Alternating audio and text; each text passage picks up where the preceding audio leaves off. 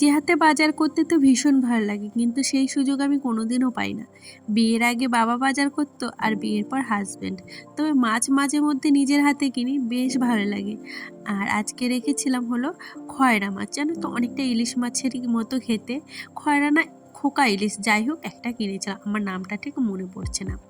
আর সকালবেলার চাটা আমার হাজব্যান্ডই বেশিরভাগ দিন করে, কেননা সমস্ত কাজ কমপ্লিট করে আমার ঠিক চাটা করা হয় না। তবে হ্যাঁ, মাঝে মধ্যে করি, খুব কমই করি চাটা।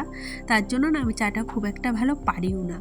আর দেখো পাশে বাড়ি একটা কটা বাচ্চা এসেছিলো, তো ওদেরও একটু চা দিয়েছিলাম, সবাই মিলে খেয়ে দিয়ে আনিশাকে স্কুলে নিয়ে গেল।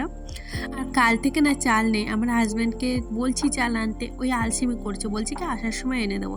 এখন ফোন করলাম, বললো একটু দেরি হবে, তখন তাই আমার হুট করে মনে পড়লো মা তো কতগুলো খুদ দিয়েছিল, সেগুলোই আজকে রান্না করা যাক। ডেকে এনেছি কেননা আমরা খুদের ভাত কেউ রাঁধতে পারি না।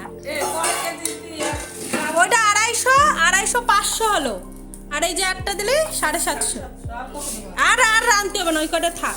কত আমরা খাই না কোনো দিনও খুদ রান্না করিনি, তার জন্য ভয় পাচ্ছিলাম। একটা দিদিকে মানে বোনকে ফোন করে শুনেছি যে কেমন করে রান্না করে, বোনটা আমাকে বলে দিল, তবুও সাহস পেলাম না। কেন বলতো, যেটা কোনোদিনও কিছু করিনি না, সেটা যদি করতে গিয়ে নষ্ট হয়ে যায় তাহলে সবার খাওয়াটাই মাটি হয়ে যাবে। খালি যে আমি একা খাবো তা না, সবাই খাবে।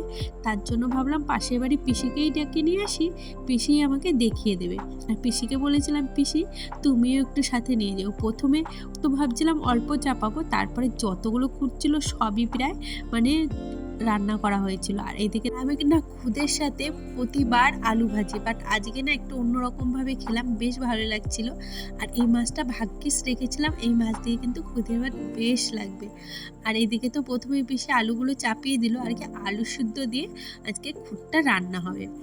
আর এটা পিসি বলল আমি চাপিয়ে দিচ্ছি, বৌমা তুমি বসে বসে জাল দাও, আর আমি একটু মাঝে মাঝে এসে দেখে যাব। কি বলো তো, সবার বাড়িতেই তো কাজ থাকে, পিসিদের বাড়ি ফেলে আমার বাড়ি এসে বসে থাকবে, সেটাও তো হয় না। আর এদিকে দেখো ওই খুদ প্রায় হয়ে গেছে। আর এখানে আমি এখন মাছ ভাজতে চলে এসেছি, যেহেতু আমার বর চালও নিয়ে এসছে এর মধ্যে, কিন্তু তো ওর ডিউটিতে যেতে দেরি হয়ে যাচ্ছিল, তার জন্য তাড়াহুড়ো করে চলে এসেছি। আর না দেখলাম ফ্রিজ করে কিছু টমেটো রয়েছে, আমি ভাবলাম চলো, আমার মা না একবার টমেটোর টকও করেছিল, মানে আমাকে খাইয়েছিল এই খুদের ভাত দিয়ে, এত ভালো লেগেছিল না, তাই ভাবলাম তাড়াতাড়ি করে ঝটপট করে একটু টমেটোর টকও করে নিই, বেশ ভালো লাগবে। আর এই মাছগুলো দেখেই তো আমার ভীষণ খেতে ইচ্ছা করছিল।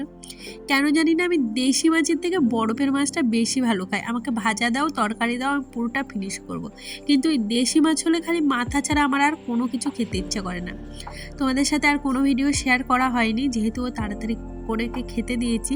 আর মানে কড়াইতে টমেটোর টকটা কোনো মতো রান্না করে দিয়েছি।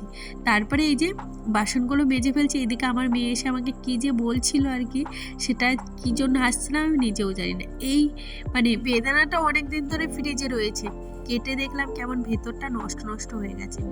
আর না এই বেদানাটা তাই আমার মেয়ে খেলো না, মানে ও না একটু কি বলতো, কোনো কিছুতে যদি কোনো খুঁত থাকে, কোনো ফল বা কিছুতে, তাহলে না ও একদম খেতে চায় না। তার জন্য আমি খেয়ে নিলাম। আর এইদিকে এখন আমি একটু চলে এসেছি, এই ঘরটাই থাকি না, তাই বিছানাটা একটু ঠিকঠাক করতে।